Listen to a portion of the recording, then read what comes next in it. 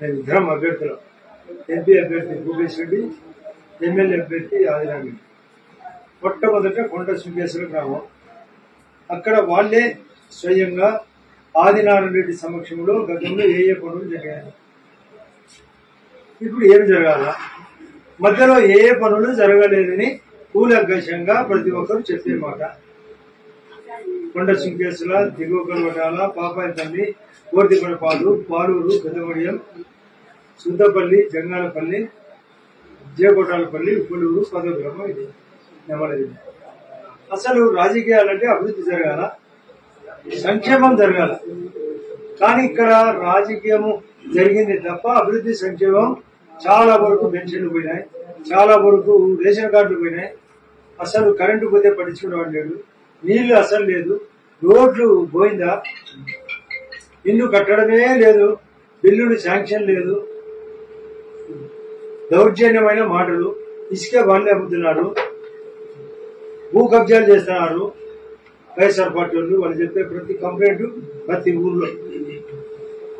కొత్తగా గ్యాస్ కనెక్షన్లు లేవు, సీఎం రిలీఫ్ ఫండ్ లేదు, ఇండస్ట్రీ లేదు, రైతులకు కరోనా ఉన్నప్పుడు పట్టించుకోలే, ఈ కరోనా కారణంగా. ఇప్పుడు కరువు వచ్చినా పట్టించుకోలే. కనీసం కరువు ప్రకటిస్తే కేంద్ర సాయం ఉంటుంది, అది కూడా నేర్చుకోలేదు. రైతులు ఇబ్బందికరంగా ఉన్నారు, చేనేతలు ఉన్నారు, భవన కార్మికులు ఉన్నారు, మత్స్య కార్మికులు ఉన్నారు, రియల్ ఎస్టేట్ వాళ్ళు ఉన్నారు, కాంట్రాక్టర్లు ఉన్నారు, ఉద్యోగస్తులు ఉన్నారు, నిరుద్యోగులు ఉన్నారు. ఏ రంగం కూడా చెడగొట్టారు. అప్ప ఇష్టం వచ్చినట్టు అప్పు. ఇది ఎక్కడికి పోయింది? అంతా గంగపాలు చేశాడు, తన యొక్క సొంత పాలు, ఫాదర్ల పాలు చేశాడు. ఏదో చిన్న చిన్న పథకాలు చెప్పి అంతకంటే బెస్ట్ మన మేనిఫెస్టోలో మేమంటూ అధికారంలోకి వస్తే ఏమని ఎన్నికల ప్రణాళికలో చంద్రబాబు నాయుడు విశేషంగా 6 పాయింట్ ఫార్ములా కానీ, మోడీ గారు అధికారంలోకి వస్తే 14 పాయింట్ ఫార్ములాలు, 2 కలిపితే 2 ఎద్దుల బండి, డబుల్ ఇంజన్ సూపర్ గా ఉందని ప్రతి ఒక్కరు చెప్తున్నారు. ఇక్కడ రాజధాని నిర్మాణానికి వచ్చినప్పుడు కేవలం 12 లక్షల రూపాయలు ప్రకటించారు. 12 లక్షలు, 12.5 లక్షలు ప్రకటించారు. అది ఘోరాతి ఘోరం. వాళ్ళ రేట్లే 16-17 లక్షలు నడుస్తున్నాయి. అసలు ఎక్కడైనా వాళ్ళ యొక్క రేటు ప్లస్ 50% ఇవ్వాలి. నేను దాన్ని దృష్టిలో పెట్టుకొని 16 లక్షలు, అందులో సగం 8 లక్షలు, 24 లక్షలు ఇస్తానని ప్రకటన చేయడం జరిగింది. అసలు 5 సంవత్సరాల కిందట కేవలం రాజోలి అని అనడం తప్ప పాయింట్ 1 కదలే. కనీసం భూములు అమ్ముకునే హక్కు కూడా కలగలే. అదెట్లా? ఏదన్నా ఉంటే దొంగ పరిస్థితులు, బంతలు కొలవడం, దాని మీద ఆయన ఫోటోలు పెట్టుకోవడం, దాన్ని కూడా తాకట్టు పెట్టడానికి రెడీగా ఉన్నారు. వాళ్ళ చూస్తామా బందికోటు పాలన జగన్ రెడ్డి, ఇక్కడ చూస్తామా పందికొక్కుడు స్థానిక ఎమ్మెల్యే, స్థానిక ఎంపీ. ఆయనకు సపోర్టు చేసే వాళ్ళు జరగదు.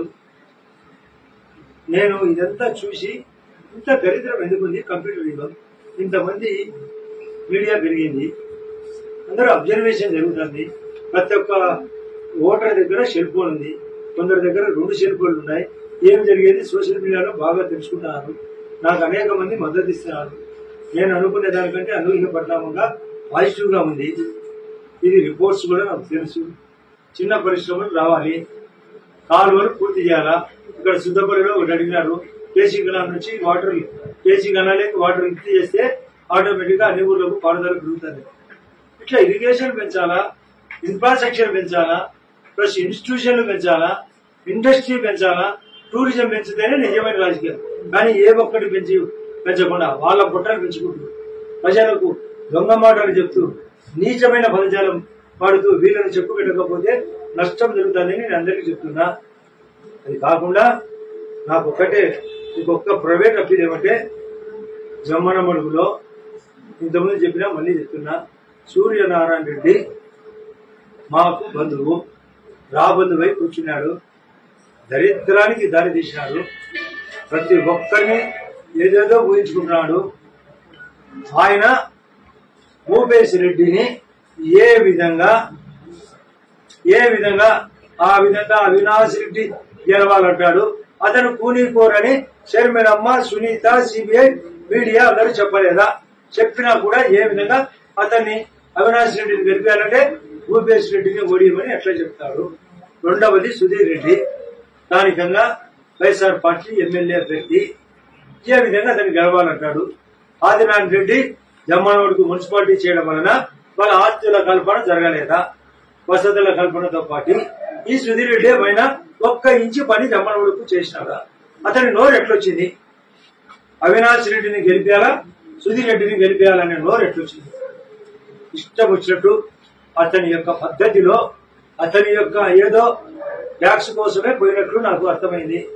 అతను ఏదో ఆస్తులను దొంగ ఆస్తులు కాపాడుకునే దానికి ఆడిన మరొక నాటకము ఇది. నేను ప్రతిరోజు సహించడం లేదు. నేను అటువంటి విధానం బంధుత్వము బంధాన్ని కాదు, మంచి చేయాలన్న ఆలోచన ఉండబట్టే అతన్ని తీవ్రంగా నేను చాలా సార్లు ఖండించిన. అతను మర్యాద తప్పినాడు కాబట్టి ఇందులో అదొక భాగం. అభివృద్ధి జరగాల, సంక్షేమం జరగాల, నీతి జరగాల, ధర్మం జరగాల. చూడండి, నీతి ధర్మం తప్పినాడు. అతనికి చెప్పుతే ఏం జరగదు. ఖచ్చితంగా మేము ఎలక్షన్ లో గెలిచి తీరుతాం. అతనికి చెప్పు పెడతాం నేను పర్సనల్ గా. అతని ఇష్టం కాదు, అతని యొక్క బలాబలాలు నాకేం తెలియకుండా ఏం లేదు. ఒక్క పోలింగ్ బూతులు కూడా ఏ రోజు నడపలేదు. చివరికి 2014లో 9 అతను గెలిచినప్పుడు, 11 టీడీపీ గెలిచినప్పుడు కూడా నేను స్వయంగా ఎంతో సమస్య నుంచి కూడా అతనికి తోడు నీడ లేకుండా కూడా నేను ఇంట్లో ఆశ్రయం ఇచ్చి అతన్ని చైర్పర్సన్ గా ఆమెను తులసమ్మ గారిని చేయడం జరిగింది. అంతకుముందు సర్పంచ్ చేయడం జరిగింది, అంతకుముందు జెడ్పీటీసీ చేయడం జరిగింది. ఇదన్నీ వాళ్ళు గుర్తుపెట్టుకోకుండా కేవలం ఎంతో సమస్యలు ఇచ్చినప్పుడు కూడా పారిపోయిన వ్యక్తి. ఆర్థికంగా ఏ రోజు సాయం జరగలే. ఆ రోజు నష్టాలు ఉన్నప్పుడు కూడా, సమస్య తీవ్రంగా ఉన్నప్పుడు కూడా ఆయన ఏ రోజు మాకు సాయం చేయలే. అతనికి రెసిప్రోకల్ తెలియదు. రెసిప్రోకల్ అంటే పరస్పర సహకారం, ఇచ్చి పుచ్చుకోవాలా. ఆయన పుచ్చుకోవడం తప్ప ఇచ్చే వ్యక్తి కాదు. ఇటువంటి దరిద్రుడు పోయినందుకు భగవంతుడు నాతో పాటు ఉన్నాడు అనుకున్నా. ఇది ప్రజలు గమనించాలా. అతను చెప్తే ఏమీ జరగదు, అతని వల్ల దరిద్రం తప్ప. నేనైతే మంచి జరిగిందని అతను పోవడం చాలా మంచిదని నేను కోరుకుంటున్నా. ఈ అభివృద్ధి ఇక్కడ జమ్మలమడుగులో జరగాలంటే జమ్మలమడుగులో మా భూపేశ్ రెడ్డికి మంచి మెజార్టీ అంటూ వస్తే ఎక్కడైనా లోటుపాట్లు జరిగినా కూడా ఎంపీ అయ్యేదానికి ఆస్కారం ఏర్పడుతుందని మేము చాలా జాగ్రత్తగా, నాకంటే భూపేశ్ రెడ్డికి ఎంపీ ఓట్లు ఎక్కువ వేయమని మీ ద్వారా మా వాళ్ళకి అడుగుతున్నా. మా కేశవ రెడ్డి కూడా మీరు కనుక్కోండి. మా వేంకుడు మీరు అడగని చెప్తారా.